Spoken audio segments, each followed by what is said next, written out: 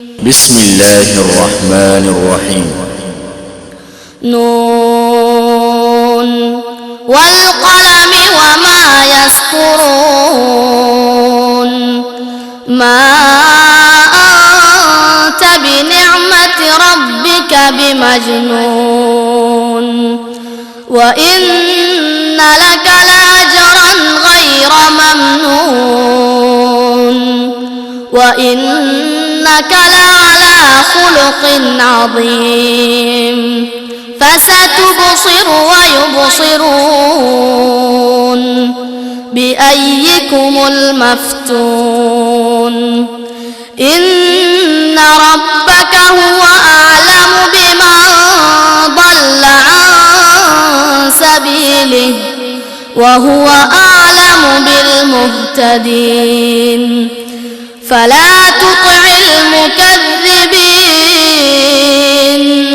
ودوا لو تدهن فيدهنون ولا تطع كل حلاف مهين هماز مشاء بنميم مناع للخير معتد أثيم عتل بعد ذلك زنيم أن كان ذا مال وبنين إذا تتلى عليه آياتنا قال أساطير الأولين سنسمه على الخرطوم إنا بلوناهم كما بلونا أصحاب الجنة إذ أقسموا ليصرمنها مصبحين ولا يستثنون. السلام عليكم ورحمة الله.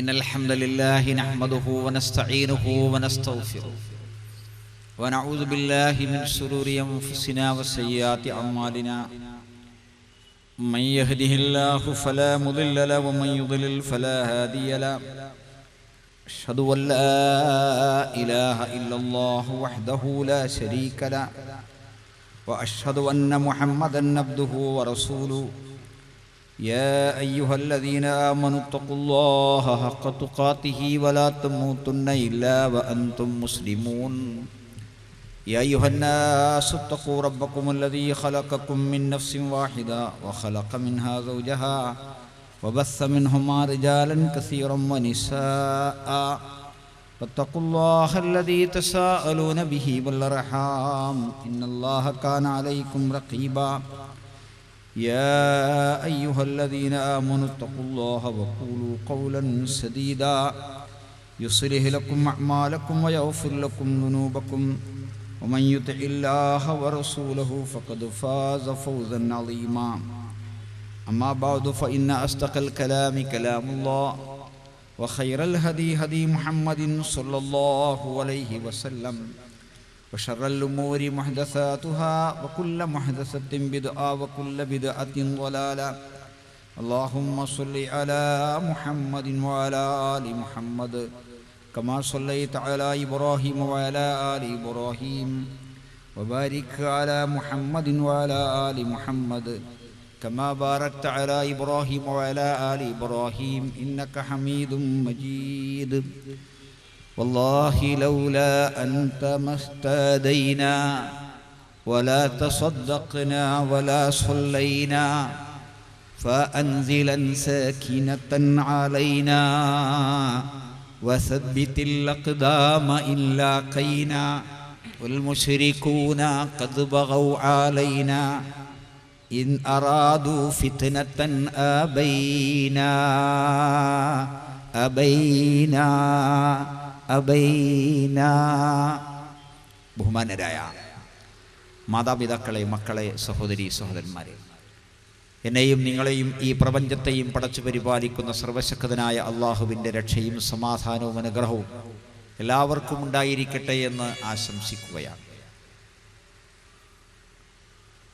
ഈ പരിപാടി സംഘടിപ്പിക്കുന്ന ഇസ്ലാഹി പ്രസ്ഥാനം ഈ ശബ്ദം ശ്രവിക്കുന്ന എല്ലാ മതവിഭാഗങ്ങളോടുമായി, ജനവിഭാഗങ്ങളോടുമായി ചില കാര്യങ്ങൾ ഓർമ്മിപ്പിക്കുകയാണ്. ഹിന്ദുവോ മുസ്ലിമോ ക്രിസ്ത്യാനിയോ ബൗദ്ധനോ ജൂതനോ ജൈനനോ ഈശ്വരവിശ്വാസിയോ നിരീശ്വരവാദിയോ ഏകദൈവ വിശ്വാസിയോ ബഹുദൈവ വിശ്വാസിയോ ആകട്ടെ, എല്ലാവരോടുമായി നമ്മളെല്ലാവരും ഒരു മാതാവിൻ്റെ പിതാവിൻ്റെ മക്കളാണ്. നമുക്കെല്ലാവർക്കുമുള്ളത് ഒരേ ഭൂമിയും ഒരേ ആകാശവും ഒരേ ചന്ദ്രനുമാണ്. നമുക്കെല്ലാവർക്കും ശ്വസിക്കുവാനുള്ള വായു ഒന്നാണ്, കുടിക്കാനുള്ള വെള്ളമൊന്നാണ്, കഴിക്കാനുള്ള ഭക്ഷണം ഏതാണ്ട് ഒരേ രീതിയിലുള്ളതാണ്. നമ്മുടെ ഓരോരുത്തരുടെയും പൊക്കിൽ കൊടി ബന്ധമുള്ളതാണ്. ആദം അലൈഹിസ്സലാത്തു വസ്സലാമിൻ്റെ മക്കളാണ്. ഹവ്വാ റളിയല്ലാഹു അൻഹയുടെ പൊക്കിൽ കൊടിയുമായി ബന്ധമുള്ളവരാണ് നമ്മളെല്ലാം. കുറച്ചുകൂടി അപ്പുറത്തേക്ക് നീങ്ങുമ്പോൾ നമ്മളെല്ലാവരും ഒരു രക്ഷിതാവിൻ്റെ അടിമകളാണ്. ഹിന്ദുവും മുസ്ലിമും ക്രിസ്ത്യാനിയും ഒരേ പടച്ചവൻ്റെ പടപ്പാണ്.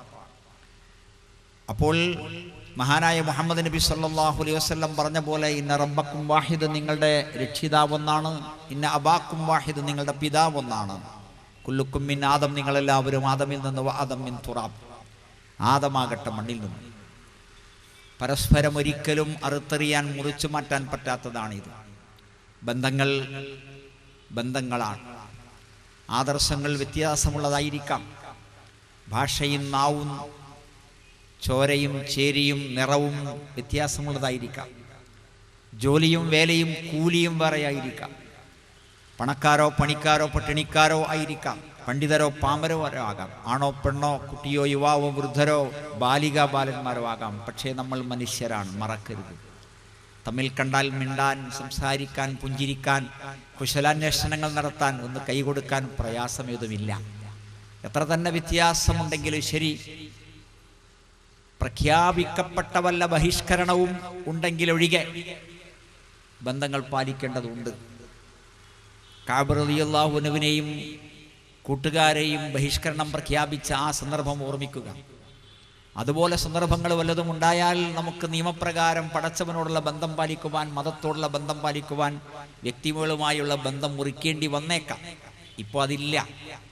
എല്ലാ മനുഷ്യരുമായുമുള്ള ബന്ധം സൗഹൃദത്തിൻ്റെ, സ്നേഹത്തിൻ്റെ, ലാളനയുടെ, വാത്സല്യത്തിൻ്റെ, ബഹുമാനത്തിൻ്റെ അടിസ്ഥാനത്തിൽ വേണം ചെയ്യാൻ. അത് പുണ്യകർമ്മമാണ്. ഒരാളെ കാണുമ്പോൾ ഒന്ന് ചിരിക്കുക, പുണ്യകർമ്മമാണ്. ഒന്ന് കൈയൊടുക്കുക, പുണ്യകർമ്മമാണ്. വിശ്വാസികൾ തമ്മിലാണെങ്കിൽ ഒന്ന് സലാം പറയുക, സലാം മടക്കുക, പുണ്യകർമ്മമാണ്. അതുകൊണ്ട് പരസ്പര സ്നേഹവും സാഹോദര്യവും സഹായവും പാലിച്ച് വേണം നമ്മൾ മുന്നോട്ട് നീങ്ങാൻ. ആളുകളെ കാണുമ്പോൾ നമുക്കൊരു സമാധാനം ഉണ്ടാകണം, ഒരു സുരക്ഷിതത്വ ബോധമുണ്ടാകണം.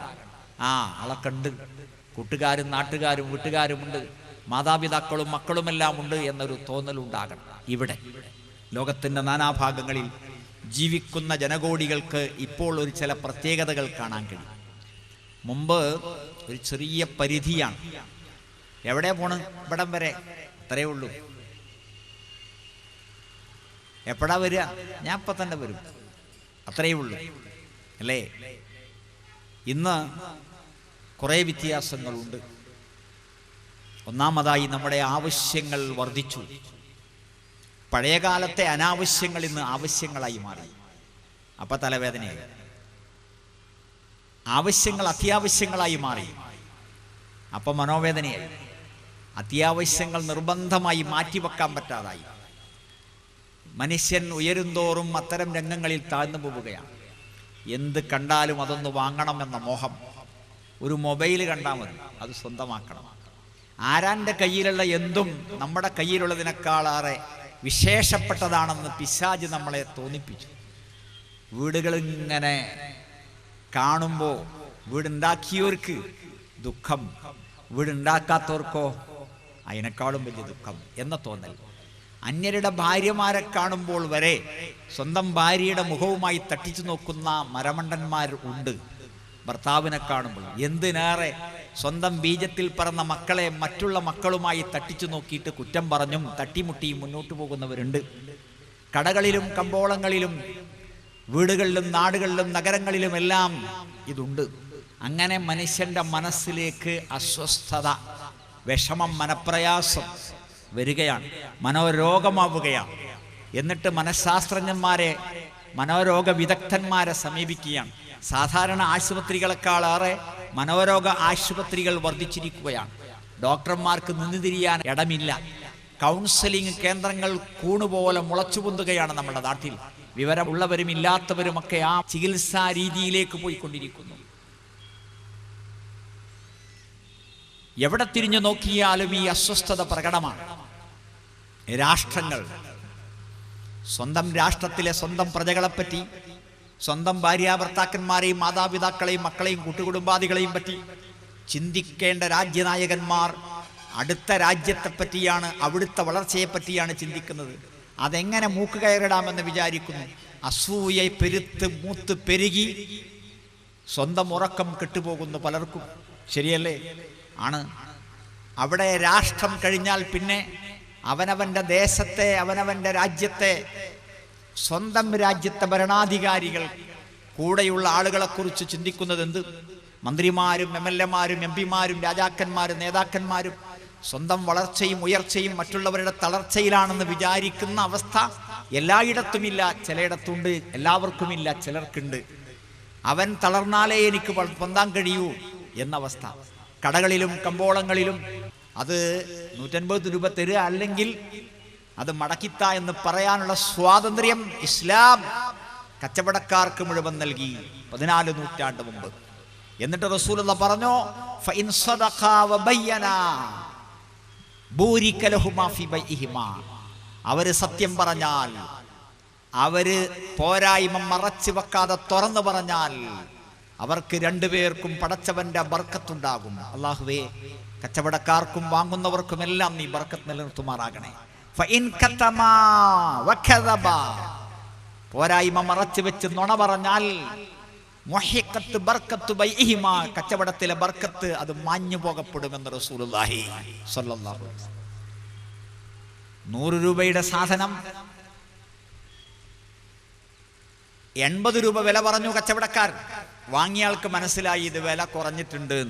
അപ്പോൾ നമ്മൾ പറയണം, നിങ്ങൾ പറഞ്ഞ വില കുറവാണ്, ഇത് 100 രൂപയുടെ സാധനമാണ് എന്ന് പറഞ്ഞിട്ട് 20 രൂപ അങ്ങോട്ട് കൊടുക്കാനുള്ള നട്ടല്ല, തൻ്റെ ഇടമുണ്ടാകണം. അതിന് മനസ്സിന് നല്ല കട്ടിയുണ്ടാകണം. സ്വസ്ഥമായ ശാന്തമായ ഈമാൻ കൊണ്ട് നിറഞ്ഞ് കവിഞ്ഞ് കുമിഞ്ഞ ഒരു മനസ്സുണ്ടാകണം. ഒരു സാധനത്തിൻ്റെ പോരായ്മ മറ്റാരെക്കാളും ഏറെ മനസ്സിലാകേണ്ടത് കച്ചവടക്കാരനാണ്. കച്ചവടക്കാരൻ പറയും, വളവനായ സമർത്ഥനായ കച്ചവടക്കാരൻ പറയും, ആ സാധനമൊക്കെ നോക്കിയെടുത്തനെ എന്ന്. പോരായ്മ അയാൾക്ക് മനസ്സിലാവൂല, വാങ്ങുന്ന ആൾക്ക്. എങ്കിൽ സാധനം തിരഞ്ഞെടുത്താൽ, വസ്തു തിരഞ്ഞെടുത്താൽ കച്ചവടക്കാരൻ പറയണം, അതിന് ഇന്നൊരു പോരായ്മ ഉണ്ട്, ആ തുണിക്കൊരു കീറലുണ്ട്, ആ പേനക്ക് ചെറിയൊരു പോരായ്മ ഉണ്ട്, ആ മൊബൈൽ ലേശം കേടുണ്ട്, അതൊരിക്കൽ ഉപയോഗിച്ചതാണെന്ന് പറയാൻ ഉള്ള ഈമാനും ഇഖ്ലാസും ഉണ്ടാകണമെന്ന് റസൂലുള്ളാഹി പഠിപ്പിക്കുകയാണ്. ഈ കച്ചവട സംസ്കാരം, അതിന് പകരം മറ്റുള്ളവരുടെ കടകമ്പോളങ്ങളെ എങ്ങനെ തകർത്തിട്ട് സ്വയം വളരാം, മറ്റുള്ളവരുടെ കച്ചവടത്തെ ഇകഴ്ത്തിയിട്ട് എങ്ങനെ സ്വന്തം കച്ചവടം വർദ്ധിപ്പിക്കാമെന്ന് വിചാരിക്കുന്ന ആളുകൾ ലോകത്തുണ്ടായിക്കൊണ്ടിരിക്കുന്നു. അസ്വസ്ഥമാണ് കമ്പോളങ്ങൾ. കൂലിപ്പണിക്കാര്, ചുമട്ടുതൊഴിലാളികൾ, ഡ്രൈവർമാര്, സാധാരണ തൊഴിലാളികൾ, അവർക്കിടയിലും കിടമത്സരങ്ങൾ വർദ്ധിച്ചുകൊണ്ടിരിക്കുന്നു. അസ്വസ്ഥത. റിയൽ എസ്റ്റേറ്റ് രംഗം, ആ രംഗത്ത് വളർന്നുകൊണ്ടിരിക്കുന്ന ഭീകരമായ മാരകമായ കിടമത്സരങ്ങൾ. ഒട്ടേറെ കൊലപാതകങ്ങൾ നടന്നു.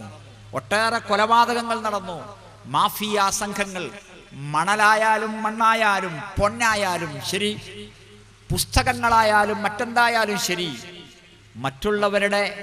മറ്റുള്ളവരുടെ ജീവനെ ഹനിക്കുന്ന വിധത്തിൽ സ്വന്തം സ്വസ്ഥത നഷ്ടപ്പെടുന്നു. ഓം വളർന്നാൽ എൻ്റെ കച്ചവടം കുറയും, അയാൾ ഉണ്ടായാൽ എൻ്റെ കച്ചവടം ശരിയാവില്ല എന്ന ചിന്താഗതി ചിലയിടത്തൊക്കെ വളർന്നുകൊണ്ടിരിക്കുന്നു. സഹോദരങ്ങളെ, എന്താണ് ഇതിൻ്റെ എല്ലാം അടിസ്ഥാനം? വിവരമുള്ള ആളുകൾക്കിടയിൽ പാണ്ഡിത്യത്തിൻ്റെ അറിവിൻ്റെ സർട്ടിഫിക്കറ്റുകളും ഫെലോഷിപ്പുകളും അപ്പുറത്തും ഇപ്പുറത്തുമുള്ള അക്ഷരങ്ങളുമൊക്കെ എങ്ങനെ കൂട്ടാമെന്ന് വിചാരിക്കുന്നു, ചിന്തിക്കുന്നു. ഡൽഹിയിലും ബോംബെയിലും കൽക്കത്തയിലും വലിയ നഗരങ്ങളിലുമൊക്കെ 50,000-ഓ 1,00,000-ഓ രൂപ കൊടുത്താൽ വലിയ അവാർഡുകൾ കിട്ടുമെന്ന് കേൾക്കുന്നു.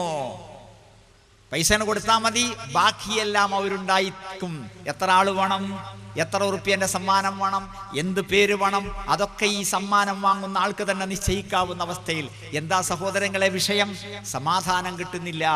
അയാൾക്ക് ഡോക്ടറേറ്റ് കിട്ടി, അയാൾക്ക് ഫെലോഷിപ്പ് കിട്ടി, ആ രത്നം കിട്ടി, ഈ രത്നം കിട്ടി, പത്മഭൂഷണായി, അതായി, പത്മശ്രീയായി. അപ്പോ എനിക്കും വേണം. എന്താ എനിക്കതില്ലെങ്കിൽ സ്വസ്ഥത കിട്ടുന്നില്ല. മനസ്സിന്റെ സമാധാനം നശിച്ചുകൊണ്ടിരിക്കുന്നു. എല്ലാവരുടെ കാര്യമല്ല.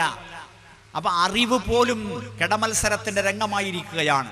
അങ്ങനെ നേർക്കുനേരെ ആ ഡിഗ്രിയോ ഡിപ്ലോമയോ ആ ഫെലോഷിപ്പോ ആ ജോലിക്കയറ്റമോ കിട്ടുകയില്ലെങ്കിൽ അതിനു വേണ്ടി യൂണിവേഴ്സിറ്റിയിലായാലും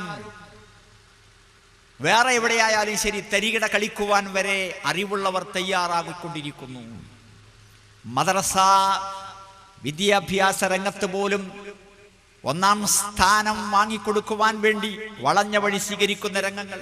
നമ്മുടെ കലോത്സവങ്ങൾ, വാർഷികോത്സവങ്ങൾ, പാഠശാലകളുടെ കേന്ദ്രമായി നടന്നുകൊണ്ടിരിക്കുന്ന പരിപാടികൾ, എത്രയെത്ര കടമത്സരങ്ങളാണ്, എത്രയെത്ര ക്ഷീണമാണ്. ഓരോ രക്ഷിതാവും ദിവസം കുടം വെള്ളം കുടിക്കുകയാണ്.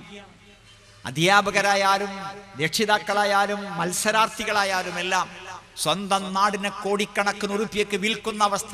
ഇന്ന് പത്രത്തിൽ നിങ്ങൾ കണ്ടു, സൈനിക ആവശ്യങ്ങൾക്ക് വേണ്ടി വാങ്ങുന്ന ഹെലികോപ്റ്ററിൽ കച്ചവടത്തിൽ ഇടപാടിൽ നടന്ന കോടിക്കണക്കിന് രൂപയുടെ കോഴപ്പരിപാടി. ഇതിനപ്പുറത്തും ഇപ്പുറത്തും എത്രയോ നമ്മൾ കണ്ടു, എത്രയോ നമ്മൾ കേട്ടു. എന്താണ്? അവനവന്റെ വരുമാനം കൊണ്ട്, അവനവന് കിട്ടാവുന്ന ഹലാലായ വരുമാനം കൊണ്ട്, അനുവദനീയമായ സമ്പാദ്യം കൊണ്ട് ഒന്ന് ജീവിച്ചു നോക്കട്ടെ എന്ന് വിചാരിക്കുവാൻ നമ്മുടെ സമൂഹത്തിന് കഴിയാത്തത് കിടമത്സരം. മറ്റുള്ളവരെയാണ് നോക്കുന്നത്. അവനവന്റെ പാത്രത്തിലേക്ക്, ചട്ടിയിലേക്ക്, അവനവന്റെ കിടക്കയിലേക്ക്, അവനവന്റെ കട്ടിലേക്ക്, അവനവന്റെ കസേരയിലേക്ക്, അവനവന്റെ അടുക്കളയിലേക്ക്, അവനവന്റെ ഭാര്യ, അവനവന്റെ ഭർത്താവിനെ, മാതാപിതാക്കളെ, മക്കളെ നോക്കിയിട്ട് ഒന്ന് സമാധാനിക്കാൻ എന്തേ സമൂഹത്തിന് മുഴുവനായും സാധിക്കുന്നില്ല? സുബ്ഹാനല്ലാഹ്. വിദ്യാർത്ഥികള്, നമ്മുടെ മക്കള് സ്കൂളിലേക്ക്, കോളേജിലേക്ക്, കലാലയങ്ങളിലേക്ക്, സർവകലാശാലകളിലേക്ക് പോകുമ്പോ നിർബന്ധമായും രക്ഷിതാക്കൾ, പ്രത്യേകിച്ച് ഉമ്മമാര്, ധാരാളം വെള്ളം കുടിക്കേണ്ടി വരുന്നു. ഒരു ഫോൺ വരുമ്പോ ഞെട്ടിപ്പോകുന്നു. എന്താ? എന്തെങ്കിലും അപകടം പറ്റിയോ? മോൻ എന്തെങ്കിലും സംഭവിച്ചോ? മോക്കെന്തെങ്കിലും പറ്റിയോ? അസമയത്ത് ആരെങ്കിലും ഒന്ന് കോളിംഗ് ബെല്ലടിച്ചാൽ മനുഷ്യന്റെ സമനില തെറ്റിപ്പോകുന്നു, ബേജാറാകുന്നു, വെപ്രാളപ്പെടുന്നു, വിറയലുണ്ടാവുകയാണ്. ശരിയല്ലേ സഹോദരങ്ങളെ? സ്കൂളുകളിലും കോളേജുകളിലും സർവകലാശാലകളിലും നടക്കുന്ന അരക്ഷിതമായ കലുഷിതമായ അന്തരീക്ഷം സ്കൂളുകളിലും കോളേജുകളിലും കലാശാലകളിലും അങ്ങനെയാണ്. സ്ത്രീകൾക്ക് നേരെയുള്ള അതിക്രമങ്ങൾ വർദ്ധിച്ചുകൊണ്ടിരിക്കുന്നു. സാക്ഷര കേരളമാണ്, സാക്ഷര ഇന്ത്യയാണ്, വിദ്യാഭ്യാസമുണ്ട്, സ്വാതന്ത്ര്യം നേടിയ ജനാധിപത്യ ലോകത്തെ ഏറ്റവും ഉയർന്ന രാജ്യമെന്ന പദവി നേടി. നമ്മൾ UNOയിലായാലും അവിടെയായാലും ഇവിടെയായാലും ഒക്കെ മഹിതമായ ബഹുമാനപ്പെട്ട പദവികളൊക്കെ നേടി. പക്ഷേ നമ്മുടെ രാജ്യത്തൊരു പെൺകുട്ടിക്ക് മാനം മര്യാദക്ക് നടക്കാൻ പറ്റാത്ത ഗതികേട് വന്നു. സ്ത്രീകൾ സുരക്ഷിതരല്ല. എന്തെങ്കിലും ഒരു പ്രശ്നം വന്നാൽ കുട്ടികൾക്ക് സാറന്മാരോടാണ് പറയാനുള്ളത്. പക്ഷേ ആ അധ്യാപകർ ലൈബ്രറിയിലേക്ക് വാ, ലാബിലേക്ക് വാ എന്ന് പറഞ്ഞ് കൂട്ടിക്കൊണ്ടുപോകുന്നത് ആ പെൺകുട്ടിക്ക് ആവശ്യമായ രക്ഷ നൽകാനല്ല, അവൾ ഒരിക്കലും രക്ഷപ്പെടാനാവാത്ത വിധം അയാളുടെ കാമവെറിക്ക് പാത്രമാക്കാനാണ്. എന്ന് വരുമ്പോൾ എന്താണ് സഹോദരങ്ങളെ രക്ഷ? അക്ഷരമുറ്റത്താണ് ചോരപ്പാടുകൾ ഏറ്റവും കൂടുതൽ വീണുകൊണ്ടിരിക്കുന്നത്.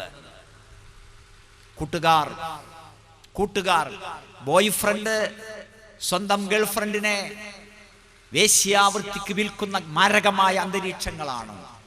സിനിമയും ഗാനമേളയും ഒപ്പനയും ആളുകൾക്ക് നൽകുന്ന പാഠം മാതാപിതാക്കളുടെ പാഠമല്ല, മക്കളുടെ പാഠമല്ല, ഭാര്യാഭർത്താക്കന്മാരാകാനുള്ള പാഠമല്ല, മുതിർന്നവരെ ബഹുമാനിക്കുവാനുള്ള പാഠമല്ല, ഇളയവരെ ലാളിക്കുവാനുള്ള പാഠമല്ല എന്ന സ്ഥിതിവിശേഷം വന്നു കഴിഞ്ഞിട്ടുണ്ട്. ഡൽഹിയിലെ സംഭവം, ഗോവിന്ദച്ചാമിയുടെ സംഭവം, അതിനപ്പുറത്തും ഇപ്പുറത്തുമായി തുടർന്നുകൊണ്ടേയിരിക്കുന്ന ലോകത്തിന്റെ നാനാഭാഗങ്ങളിലുമുള്ള ഒരുപാട് സംഭവങ്ങൾ. പെൺകുട്ടികൾ സുരക്ഷിതരല്ല, പെൺമക്കൾ സുരക്ഷിതരല്ല. രണ്ടാമതായി പെട്ടെന്ന് ഓടിച്ചെല്ലാനുള്ള ഇടം വീടാണ്. വീട്ടിലുള്ളത് പിതാവാണ്, ആങ്ങളയാണ്, സഹോദരി ഭർത്താവാണ്. എന്നാൽ ഇതാ സ്വന്തം പിതാവ് തന്റെ മകളെ ബലാത്സംഗം ചെയ്യുന്ന, വർഷങ്ങളായി പീഡിപ്പിച്ചുകൊണ്ടിരിക്കുന്ന ദുരന്ത ഭീകരമായ രംഗങ്ങളാണ്, ചരിത്രമാണ്, ചിത്രമാണ്, വാർത്തയാണ് നമ്മൾ കേട്ടുകൊണ്ടിരിക്കുന്നത്. എവിടെയാണ് രക്ഷ? പിന്നെ എവിടേക്കാണ് പെൺകുട്ടികൾ ഓടിപ്പോകേണ്ടത്? അയൽപ്പക്കത്തേക്കാണോ? പള്ളിയിലേക്കാണോ? സ്കൂളിലേക്കാണോ? കോളേജിലേക്കാണോ? പോലീസ് സ്റ്റേഷനിലേക്കാണോ? പരാതി കൊടുക്കുവാൻ പോലീസ് സ്റ്റേഷനിൽ ചെല്ലുമ്പോൾ എത്രയോ സ്ത്രീകൾ അനുഭവിച്ചിട്ടുള്ള അപമാനങ്ങൾ, ഒരിക്കലും തിരിച്ചു വരാത്ത വിധം നഷ്ടപ്പെട്ടു പോയ ചാരിത്രത്തിന്റെ കഥകൾ. നമ്മുടെ ലോകം നടുങ്ങിക്കൊണ്ടിരിക്കുന്നു. ഏതാണ് ഈ രാജ്യം? ഈ രാജ്യത്തിന്റെ പാരമ്പര്യം എന്താണ്? ഈ രാജ്യത്തിന്റെ ചരിത്രം എന്താണ്? പെണ്ണിനെ ബഹുമാനിക്കുവാൻ പഠിപ്പിച്ച മതങ്ങളെല്ലാം പിറന്നു വീണത് ഇന്ത്യയിലാണെന്ന് പറയുന്നു, അല്ലേ സഹോദരങ്ങളെ? എന്താണ് പ്രശ്നത്തിന്റെ അടിസ്ഥാനപരമായ കാരണം? ഉമ്മപെങ്ങന്മാരില്ലേ? ഭാര്യമാരില്ലേ? പെൺമക്കളില്ലേ? എന്നിട്ടും എന്താണ് ഇങ്ങനെ സംഭവിക്കാൻ? നോക്കുക, വിശ്വാസരംഗത്ത് മനുഷ്യൻ ഏറ്റവും കൂടുതൽ അരക്ഷിതാവസ്ഥയിലാണ്. സ്വസ്ഥമായി, സമാധാനപരമായി, ശാന്തമായി ആരാധന നിർവഹിക്കുവാൻ എല്ലാവർക്കും സാധിക്കുന്നുണ്ടോ? കെടമത്സരം. ഇതാ മുസ്ലിയാക്കന്മാര്, ശാന്തികൾ, വികാരികൾ, പാതിരിമാർ, മൂല്യമാര്, കാളിയമാര്, മല്ലാക്കമാർ, മുക്രിമാർ എന്നിവർ കൂടി മതരംഗത്തെ കലാപത്തിന്റെ, കലഹത്തിന്റെ, കെടമത്സരത്തിന്റെ രംഗമാക്കി മാറ്റിയോ ഇല്ലേ?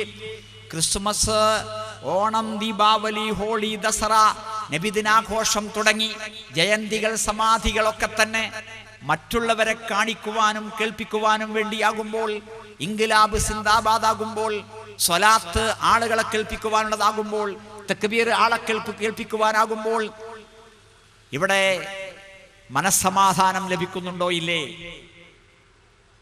മഹാനായ മുഹമ്മദ് നബി സല്ലല്ലാഹു അലൈഹി വസല്ലമ ജനിച്ച ശേഷം വഫാത്താകുന്നത് വരെയുള്ള എല്ലാ വർഷങ്ങളിലെയും മാസങ്ങളിലൂടെയും കടന്നുപോയിട്ടുള്ള സഹാബിമാർ, റസൂലുള്ളാഹി വഫാത്തായ ശേഷം ഹിജറ 100ാമത്തെ വർഷം വഫാത്തായ അവസാനത്തെ സഹാബി അബുൽ ഫുദൈൽ റളിയല്ലാഹു അൻഹു, 48-ൽ വഫാത്തായ ആയിഷ റളിയല്ലാഹു അൻഹ, 4 ഖലീഫമാരെ, സ്വന്തം അമ്മോശന്മാരും മരുമക്കളുമായ 4 ഖലീഫമാർ, അമവി അബ്ബാസി ഖലീഫമാർ, അങ്ങനെ 100 കൊല്ലക്കാലം ജീവിച്ചു പോയ മഹാന്മാരായ സലഫുസ് സാലിഹ്, അവരെല്ലാവരും മുഹമ്മദ് നബി സല്ലല്ലാഹു അലൈഹി വസല്ലമയുടെ ജനന സന്ദർഭങ്ങളിലൂടെ കടന്നുപോയവരാണ്. അവർക്ക് അല്ലാഹു പഠിപ്പിച്ചു കൊടുത്ത, റസൂല് പഠിപ്പിച്ചു കൊടുത്ത കർമ്മധർമ്മങ്ങളെല്ലാം നമുക്ക് പറഞ്ഞു തന്നിട്ടുണ്ട്. സ്വർഗത്തിലേക്ക് അടുപ്പിക്കുന്ന, നരകത്തിൽ നിന്ന് അകറ്റുന്ന എല്ലാ കാര്യങ്ങളും പറഞ്ഞു തന്നിട്ടുണ്ട്. അതിൽ നബിദിനാഘോഷമുണ്ടോ? അതിൽ റബീഉൽ അവ്വൽ 12-ന് റസൂലുള്ള പഠിപ്പിച്ച വല്ല കർമ്മധർമ്മവുമുണ്ടോ? ആരാധനയുണ്ടോ? അനുഷ്ഠാനമുണ്ടോ?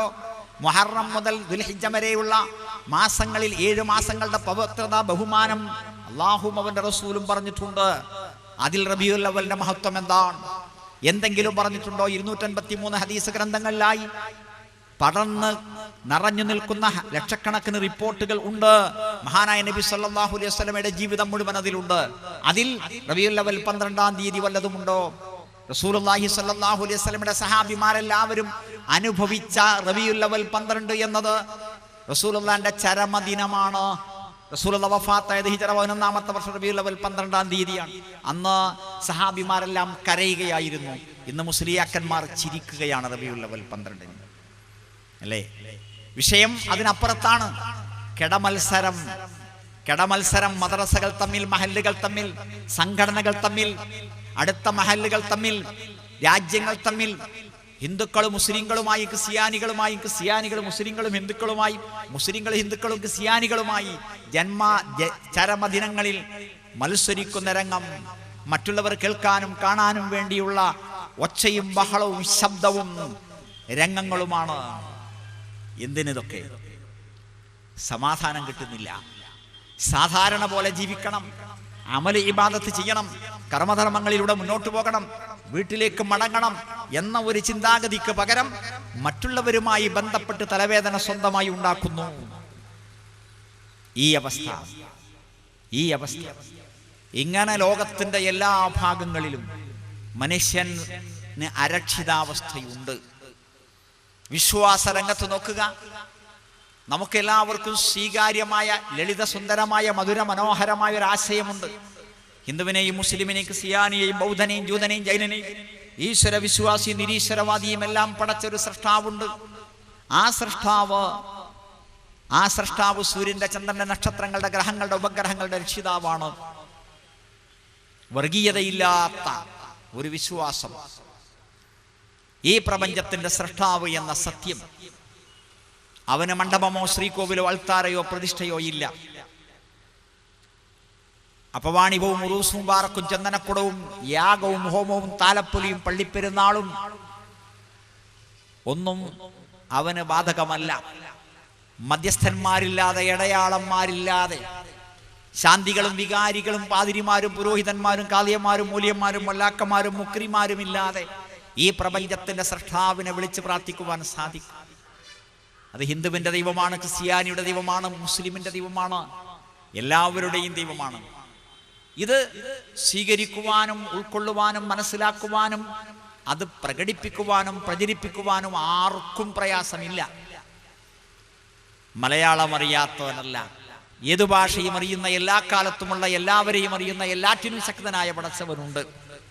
ഇങ്ങനെ ലളിതസുന്ദരമായ മധുര മനോഹരമായ ഒരു ആശയം മുന്നിലുണ്ടായിട്ട് അത് സ്വീകരിക്കുവാൻ മെനക്കെടാതെ ലോകത്ത് ബഹുഭൂരിപക്ഷം ജനങ്ങളും അവനവൻ്റെതായ ദൈവത്തെ സ്വീകരിക്കുന്നു. എന്തുകൊണ്ട്? എന്താ വിഷയം? എല്ലാം കേൾക്കുന്ന, എല്ലാം കാണുന്ന, എല്ലാം അറിയുന്ന ഒരു ദൈവവും ഈ കൂട്ടത്തിലില്ല. പടച്ചോനേ ഉള്ളൂ. ത്രേതായുഗത്തിന് മുമ്പ് ശ്രീരാമനില്ല, ദ്വാപരയുഗത്തിന് മുമ്പ് ശ്രീകൃഷ്ണനില്ല, 2013 കൊല്ലം മുമ്പ് യേശുക്രിസ്തു ഈസാ അലൈഹിസ്സലാത്തു വസ്സലാം ഇല്ല, 2050 കൊല്ലം മുമ്പ് മറിയം ബീവി ഇല്ല, 1000 കൊല്ലം മുമ്പ് മൊഹീദ്ദീൻ ഷേഖോ, 900 കൊല്ലം മുമ്പ് റിഫായി ഷേഖോ ഇല്ല, 1982 ഫെബ്രുവരി 23 മുമ്പ് മുനമ്പത്ത് ബീവി ഇല്ല, 165 കൊല്ലം മുമ്പ് കൊണ്ടോട്ടിത്തങ്ങളില്ല, 158 കൊല്ലം മുമ്പ് മമ്പറം സയ്യിദലവി ദീലവി തങ്ങളില്ല, 170 കൊല്ലം മുമ്പ് വെളിയങ്കോട് മറുകാലി ഇല്ല, 600 കൊല്ലം മുമ്പ് അജ്മീർ ഖാജ മുഈനുദ്ദീൻ ചിസ്തി ഇല്ല, 45 കൊല്ലം മുമ്പ് അമ്പംകുന്ന് വീരാന ഉലിയപ്പാപ്പയില്ല, 6 കൊല്ലം മുമ്പ് കുണ്ടൂർ ഉസ്താദില്ല, 60 കൊല്ലം മുമ്പ് വലക്കൽ മുല്ലക്കോയത്തങ്ങൾ ഇല്ല. ഇതൊക്കെ പുതിയതാണ്, ഇതൊക്കെ പുതിയതാണ്. അല്ലാഹു മൗജൂദുൻ ഖദീമുൻ ബാഖി മുഖാലിഫുൽ ലിൽ ഖൽഖി ബിൽ ഇത്ലാഖി. പണ്ടേയുള്ള, എന്നുമുള്ളവനായ, എല്ലാ കാലത്തും നിലനിൽക്കുന്നവനായ, എല്ലാം അറിയുന്ന, എല്ലാവരെയും അറിയുന്ന പ്രപഞ്ചത്തിന്റെ സൃഷ്ടാവ്, ഏകം സ്വന്തം, ഞാൻ ദൈവം ഏകനാകുന്നു, ഞാൻ തന്നെ യഹോവ, ഞാനല്ലാതെ ഒരു ദൈവവുമില്ല, ഒരു പാറയുമില്ല. അന്നമാ ഇലാഹുക്കും ഇലാഹും വാഹിദ്, നിങ്ങളുടെ രക്ഷിതാവ് ഏകനായ ആരാധനക്കർഹനായ പടച്ചവനാകുന്നു എന്ന് പഠിപ്പിക്കുന്നു. ഈ ബിംബമില്ലാത്ത, ജാറമില്ലാത്ത, ചിത്രമില്ലാത്ത, പുണ്യമരമോ പുണ്യമൃഗമോ പുണ്യപുഷ്പമോ ഇല്ലാത്ത, മണ്ഡപത്തിലും ശ്രീകോവിലും അൾത്താരയിലും പ്രതിഷ്ഠയിലും ഒതുങ്ങാത്ത പ്രപഞ്ചത്തിന്റെ രക്ഷിതാവിന് അറബി ഭാഷയിൽ പറയുന്ന പേരാണ് അല്ലാഹു. അല്ലാഹു എന്നത് മുസ്ലിങ്ങളുടെ ദൈവത്തിന്റെ പേരല്ല. അറബി ഭാഷയിൽ ക്രൈസ്തവർ അച്ചടിക്കുന്ന ബൈബിളിൽ ദൈവത്തിന്റെ പേര് അല്ലാഹ് എന്നാണ്. ഹൈന്ദവ സഹോദരങ്ങൾ ലോകത്ത് അറബ് നാടുകളിൽ എവിടെ ജീവിക്കുന്നുവോ അവർ അറബി ഭാഷയിലുള്ള നോട്ടീസിൽ, ബില്ലിൽ, കടലാസുകളിൽ ദൈവത്തിന്റെ പേരച്ചടിക്കുന്നത് അല്ലാഹ് എന്നാണ്. കാരണം ബിംബമില്ലാത്ത, ജാറമില്ലാത്ത, ചിത്രമില്ലാത്ത, പുണ്യമരമോ പുണ്യമൃഗമോ പുണ്യപുഷ്പമോ അല്ലാത്ത, മണ്ഡപത്തിലും ശ്രീകോവിലും പ്രതിഷ്ഠയിലും ഒതുങ്ങാത്ത ദൈവത്തിന്റെ പേര് അല്ലാഹ്. ഈ ദൈവവിശ്വാസം സ്വീകരിക്കുവാൻ എന്തുകൊണ്ട് മനസ്സ് കീഴ്പ്പെടുന്നില്ല? സമാധാനം കിട്ടുകയില്ലേ? ശാന്തി കിട്ടുകയില്ലേ? സ്വസ്ഥത കിട്ടുകയില്ലേ? സൂറത്തുൽ റഅദിലെ 28-ാമത്തെ ആയത്ത്, വല്ലദീന ആമനൂ, വിശ്വാസമുള്ള മനുഷ്യർ, വതത്മഇന്നു ഖുലൂബുഹും ബിദിക്രില്ലാഹ്, അല്ലാഹുവിനെ കുറിച്ചുള്ള ഓർമ്മ കൊണ്ട് അവരുടെ മനസ്സ് തീർച്ചയായും സമാധാനം അടയും. അലാ ബിദിക്രില്ലാഹി തത്മഇന്നുൽ ഖുലൂബ്. അറിയുക, മനസ്സമാധാനം ദൈവസ്മരണയിലൂടെ മാത്രം, പടച്ചവനെ പറ്റിയുള്ള ഓർമ്മയിലൂടെ മാത്രമേ മനസ്സമാധാനം യഥാർത്ഥം നേടാൻ കഴിയൂ. അപ്പോൾ കൈക്കൂലിക്ക് വിധേയമല്ലാത്ത, തട്ടിപ്പിനും വെട്ടിപ്പിനും ഒന്നും കൂട്ടുനിൽക്കുകയില്ലാത്ത, ഇടയാളന്മാരും മധ്യസ്ഥന്മാരും ഇല്ലാത്ത ദൈവവിശ്വാസം. നോക്കുക, ഖാദിയമാര്, മൊലിയന്മാര്, മുക്രിമാര്, ശാന്തികൾ, വികാരികൾ, പാതിരിമാർ, മാർപ്പാപ്പ, മെത്രാപ്പൊലീത്തമാർ, അവരിൽപ്പെട്ട പലരും അല്ലാഹു സൂറത്തു തൗബയിൽ പറഞ്ഞ പോലെ ഇന്ന കസീറൻ മിനൽ അഹ്ബാരി വറുഹ്ബാൻ ലയകുലുന അംവാലൻ നാസ് ബിൽ ബാത്തിൽ, പണ്ഡിത പുരോഹിതന്മാരിൽപ്പെട്ട, ശാസ്ത്രിമാരിലും പരീശന്മാരിലും പെട്ട ബഹുഭൂരിപക്ഷം ആളുകളും ജനങ്ങളുടെ മുതൽ അന്യായമായി പിടുങ്ങുന്നവരാണ്, ദൈവിക മാർഗത്തിൽ തെറ്റിക്കുന്നവരാണ്. 2 പൈസ വിലയുള്ള ചരട് മന്ത്രിച്ചൂതി 200 രൂപയ്ക്ക് വിൽക്കുന്ന കച്ചവടം, മതപണ്ഡിതന്മാർക്കിടയിൽ ഐക്കല്ല്, ഉറുക്ക്, ഏലസ്, ചരട്, പരലോകത്ത് ദിവ്യമായ പ്രതിഫലം കിട്ടാൻ വേണ്ടി ഓതേണ്ട പരിശുദ്ധ ഖുർആനിലെ വാചകങ്ങൾ ഓതിയിട്ട് നൂലിന്മേൽ കെട്ടിയിട്ടിട്ട് 100, 200, 1000, 10,000 രൂപക്ക് വിൽക്കുന്ന പരലോകത്തിന്റെ കച്ചവടക്കാർ, നരകത്തിന്റെ കച്ചവടക്കാർ, സ്വർഗത്തിന്റെ നാശകാരികളായ പണ്ഡിതന്മാർ വർദ്ധിച്ചുകൊണ്ടിരിക്കുന്നു അല്ലേ? പടച്ചവനും പടപ്പുകൾക്കുമിടയിൽ മറയിട്ടുകൊണ്ടാണ് അവർ കഴിഞ്ഞുകൂടുന്നത്. മനുഷ്യന്റെ സമാധാനം കെടുത്തിക്കളയുന്നു. ഏകനായ റബ്ബിനോട്, ഏകനായ പടച്ചവനോട് മുന്നിലെ യാതൊന്നുമില്ലാതെ, ബിംബമോ ജാറമോ ദർഗയോ ഇല്ലാതെ എവിടെ വെച്ചും പ്രാർത്ഥിക്കാവുന്ന സുന്ദരമായ സുമോഹനമായ ഒരാശയം അത്രേ പ്രവാചകന്മാർ പഠിപ്പിച്ചത്. അതിന് പകരം ജാറങ്ങളിലേക്ക്, ദർഗകളിലേക്ക്, മക്കാമുകളിലേക്ക്, ബിംബങ്ങളിലേക്ക്, പ്രതിമകളിലേക്ക്, മണ്ഡപങ്ങളിലേക്ക്, ശ്രീകോവിലുകളിലേക്ക്, അൽത്താരകളിലേക്ക് മനുഷ്യൻ പോകുമ്പോൾ ഒന്നുകൊണ്ട് തൃപ്തിയാകുന്നില്ല. എറണാകുളത്ത് ഇന്നലെ രാത്രി സെന്റ് ആനീസ് ദേവാലയത്തിൽ നമ്മൾ കണ്ടത് കുരിശിന് മുന്നിൽ, പ്രതിമക്ക് മുന്നിൽ ഭക്തിപൂർവ്വം കാത്തു നിൽക്കുന്ന പർദാ വസ്ത്രധാരിണികൾ അടക്കം, കൊന്തയും പൂണൂലും ധരിച്ചവരെ അടക്കം ആണ് ശ്രീ ശ്രീ മാതാമൃതാനന്ദമയി ദേവി വർത്തമാനപത്രം, അനന്തതയിലേക്ക് നീളുന്ന കൈകൾ എന്ന് ശിർക്ക് പ്രചരിപ്പിക്കുന്ന വർത്തമാനപത്രം പറഞ്ഞ ദൈവം